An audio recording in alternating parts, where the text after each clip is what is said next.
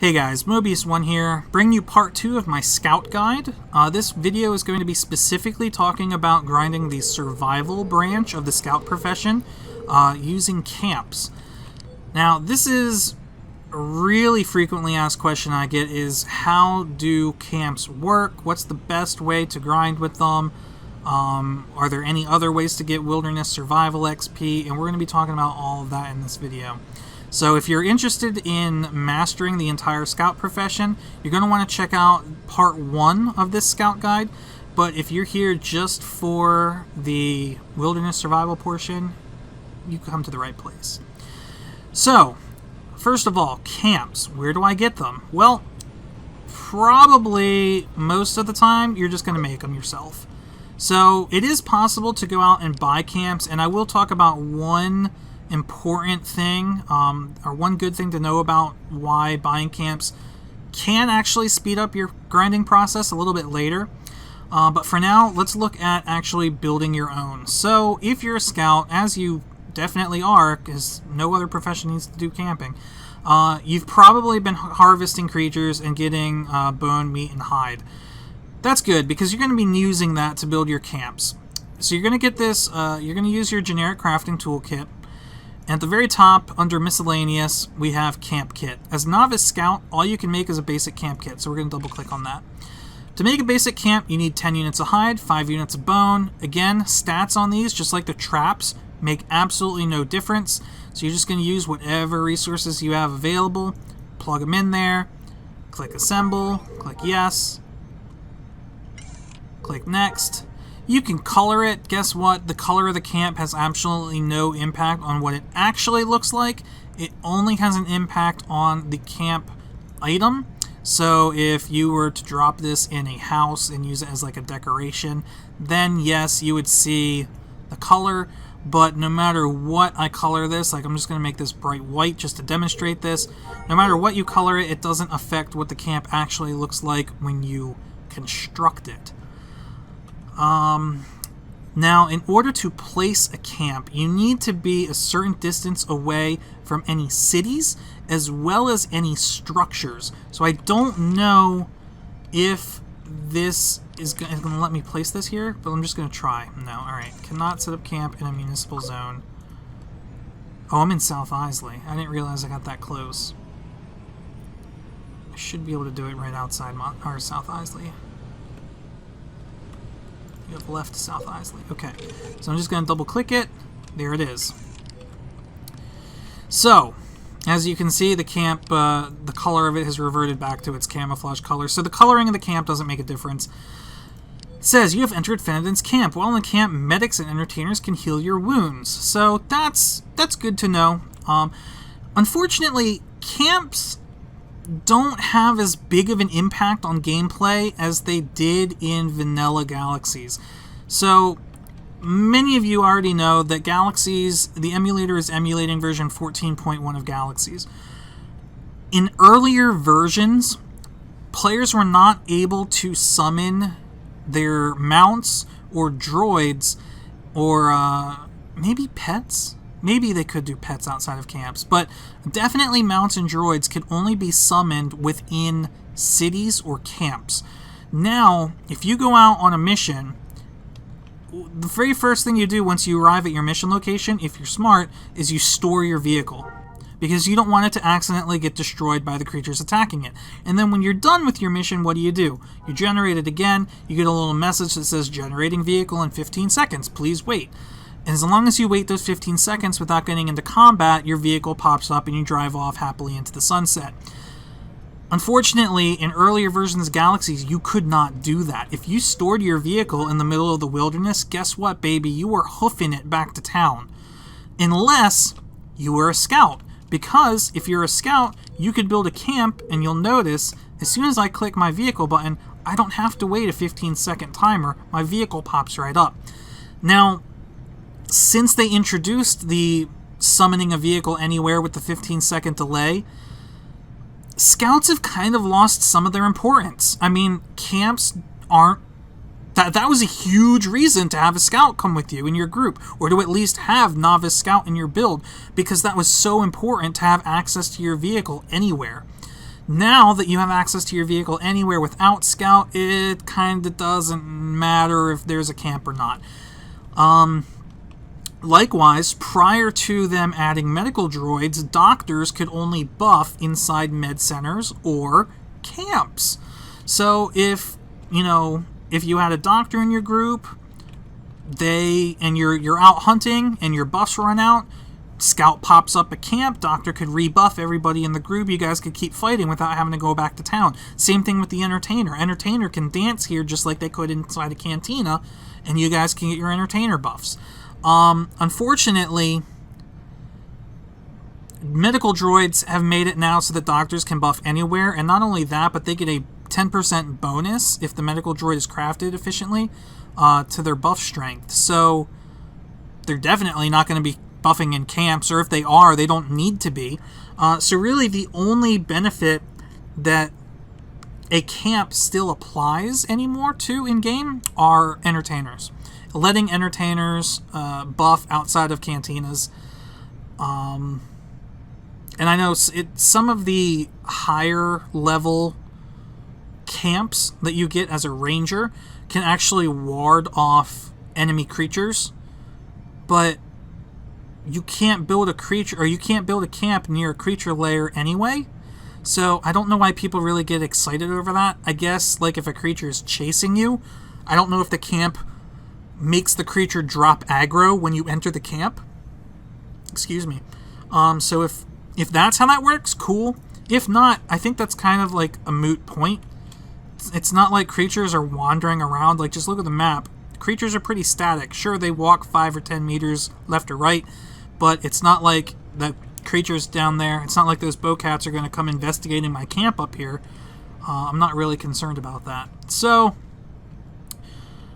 what are camps used for? Honestly, the only time I can ever see people using a camp legitimately is to have entertainers applying buffs outside of a dungeon, like the Death Watch bunker, or maybe the Warren, if you guys, or if people aren't using my Warren guide to successfully navigate that, and they want to get rebuffed without having to travel all the way back to a town. But even like the Warren, as it's on Dantooine, so you can go to a player city. The Death Watch bunker and maybe the Geonosian bunker on Yavin are like the only two reasons anyone would actually want to use a camp. But if you're mastering Scout, it's a necessary part of the grind, so we're going to talk about how to use them. Every camp has this little data terminal that's named after your character and the word camp. And if you click and hold on this, you can go, you have 3 options. Examine doesn't really do anything. But you can do camp status and disband camp. This is very important because if I go to camp status, I'm going to get a couple things, a couple details here. First of all, you can see the camp owner, which I know is me. Second, and this is probably the most important, is how long the camp has been set up. We'll come back to that and why that's important. Thirdly, how many visitors have been in the camp. Since I'm the only one that's come through this camp, there's only 1 visitor. These 2 pieces of information here are extremely important to how efficiently you're grinding Wilderness Survival XP. So the way a camp works is every camp has a hard cap of XP that you can gain from that individual camp. Now, I don't know what the numbers are off the top of my head. We may find out here shortly, but let's just assume for now that the cap on this basic, right, because this is a basic camp kit that I made. Yeah, basic camp kit. Let's just assume that it's 250 XP. The way Wilderness Survival XP with camps works in this is over time, the camp slowly builds XP up to its cap. So this camp right now, even though it's not showing up on my screen, it's kind of internally building up XP. And the XP is granted to you when the camp is disbanded. However, the longer you wait, the more XP you get until it hits that cap. And the cap always occurs at 15 minutes.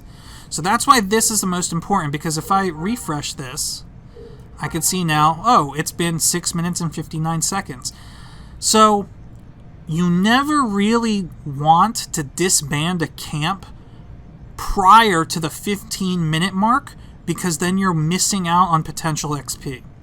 Now, what's the deal with the visitors then? If the camp always reaches max XP at 15 minutes, then, you know, why is it important to know how many visitors? Or maybe some people have probably heard that the more people that are in a camp, the more XP you get. Like, how does that make sense? Well, the way that works is, like we said, we assumed that the max XP for the small camp is 250. That means if I'm the only visitor that visits this camp, once this hits 15 minutes, I'll get 250 XP. But guess what? Every time somebody visits the camp, like maybe this person is about to. Yes, I think they did.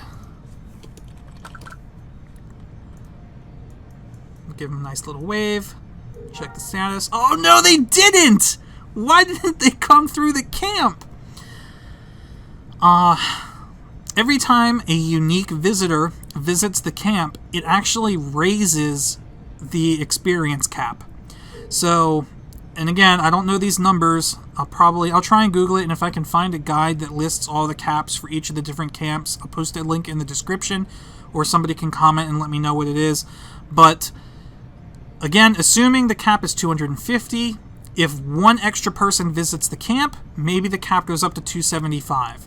If 2 people visit the camp, two extra people, so the total visitors is 3, maybe the cap goes up to 300, then 325, 350. Next thing you know, if you can get maybe 10 people to visit your camp within the 15 minutes it takes to reach max experience, you're almost, well, assuming, again, it's 250 with increments of 20, you're more than doubling the amount of XP you got off of the one camp.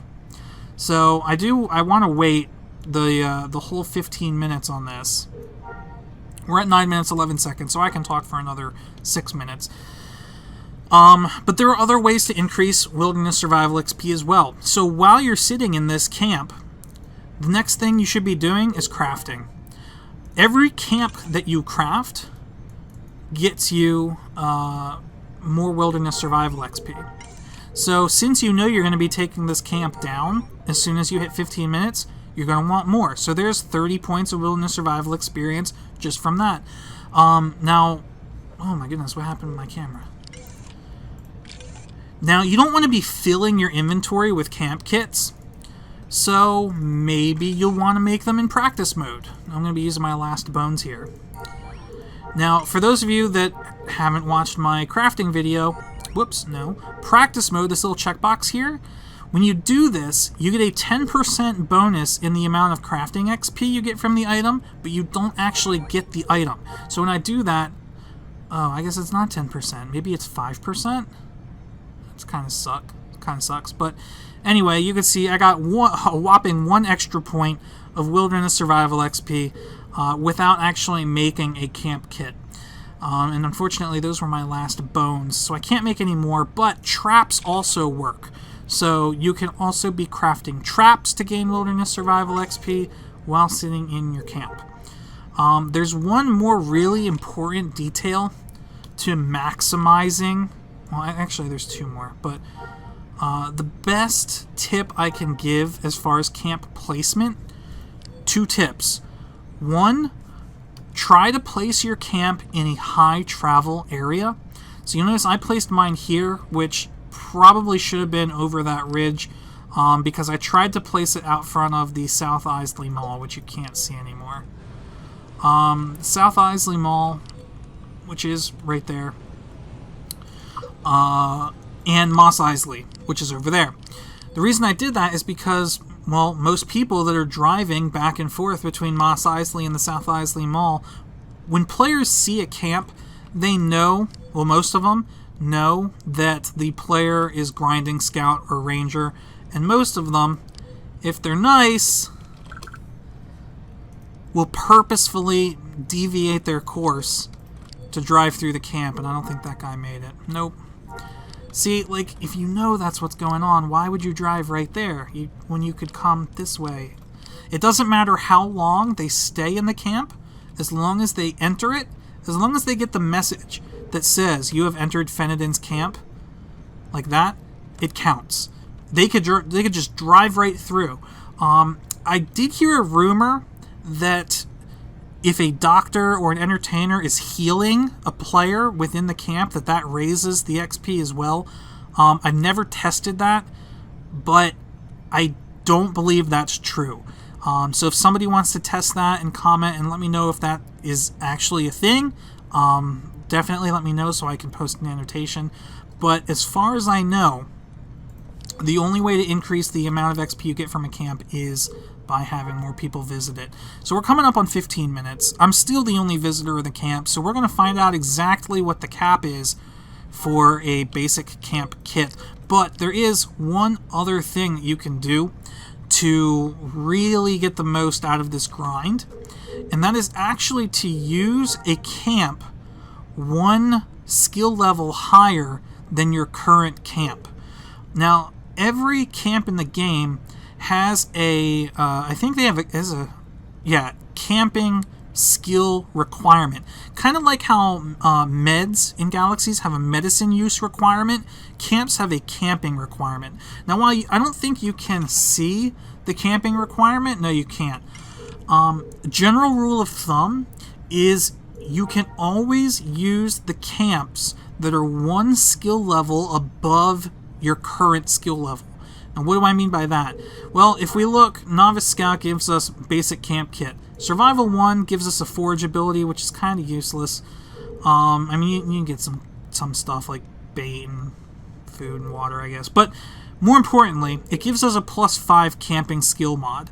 With these 5 extra points, that actually allows us to use a multi-person camp kit, which we can't make until we get Survival 2, but if you go to the bazaar and buy them off of somebody else who's already made them, or if you know someone who's already done Scout or Ranger, they can make camps above the skill level that you are, and you can use them. And that's important because the cap on the camps is determined by what camp it is. So even though you may only be able to make basic camp kits, once you get Survival 1, if you can get someone to make you multi-person camp kits, you'll actually be able to get Survival 2 quicker than you could with just your regular basic camp kits. And then at Survival 4, you would learn to make improved camp kits, but again, you can buy them and use them at Survival 3. So that is probably the most interesting thing that people don't know about crafting or about using camps. Whew, that's a lot of information. 3 seconds and we're at our 15-minute mark. There we are, 15 minutes. So now, 15 minutes have gone by. The camp is still here. It's not going to tell you that 15 minutes are up. I guess you could actually set an alarm, because this is probably like the least used feature in Galaxies. I've never used this alarm feature, but it does exist. You can make an alarm to buzz you in 15 minutes, and yeah.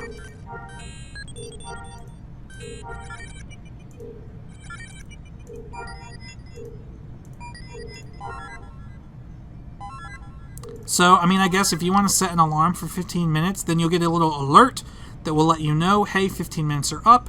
You will then go to Disband Camp, and there we go, 360 points of Wilderness Survival XP, which is almost half of what you need for Survival 1. And that's it. Now, I guess the only thing I didn't say is if you're lucky enough to find a group of like resource harvesters or resource samplers, people that are hand sampling like a thick concentration of resources out in the middle of nowhere, like maybe go to Galaxy Harvester and find like a recent spawn with a waypoint and go check out that waypoint. As long as there's not a massive like group of harvesters sitting on the resources, you can plop your camp down right on top of the resource harvesters, the people. Like this person right here. So this chica, she's hand sampling some resource. Now if I drop this basic camp kit right here, oh, I can't do it this close to a layer. Maybe this is close enough? No, this is going to be too far now.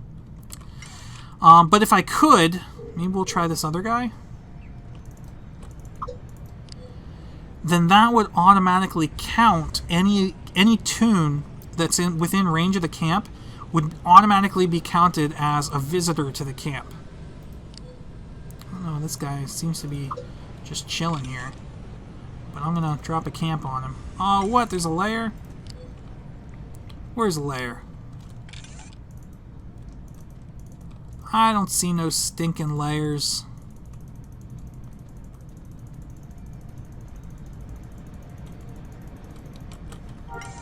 Is there a layer over there? No, there's not. I don't know what layer I'm too close to, but apparently I'm too close to a layer. But, I mean, honestly, that's how I did it. I do have a Master Ranger tune, and between putting harvesters down on, or putting camps down on groups of tunes, hand sampling, and putting your camp up in between Coronet and the South Coronet Mall, which is arguably the most traveled area in the game, you'll definitely get a lot of visitors. Also, since you can do 10 tunes on Basilisk, and since you can multi-log, have multiple instances, you can actually put a camp down, sign into an alt in a multiple instance, and then go visit your camp on your alt. Sign that alt out, sign another alt in, go visit the camp. Sign that alt out, sign a new alt in, go visit the camp. And you could do that with all 9 of your alts, and right there you have 10 free visitors. Sure, it's a little tedious. Sure, it takes a lot of, it might be time consuming, but it doesn't require resources like building traps or camps does. And what else are you going to do? I mean, you're sitting there in the camp. Actually, I'm glad I didn't end this episode yet, because I did just think of one other thing that may be worth noting, and that is if you ever desync while in a camp, because desyncing in a camp actually will prevent you from interacting with the camp terminal. So first of all, when you set your camp up, you can't leave it for more than a couple seconds. If you leave your camp after a couple seconds, the camp will become abandoned. Unfortunately, once a camp is abandoned, the original owner no longer gets any experience from it. So I don't actually have a waypoint to the South Coronet Mall on this tune, but I know it's out here somewhere. Oh look, somebody's got a camp set up over here. I wonder what they're doing. Maybe I'll drive through it and help them out.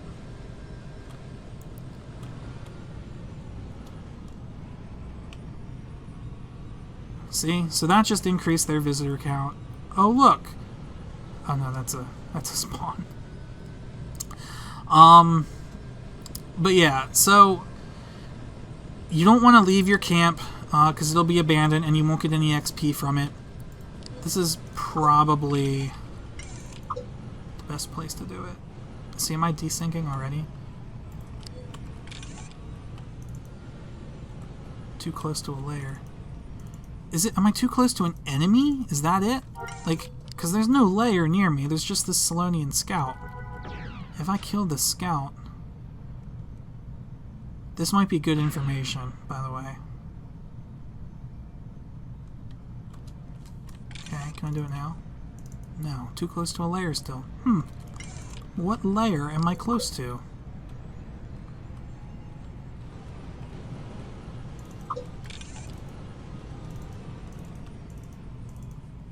I'm very confused by this.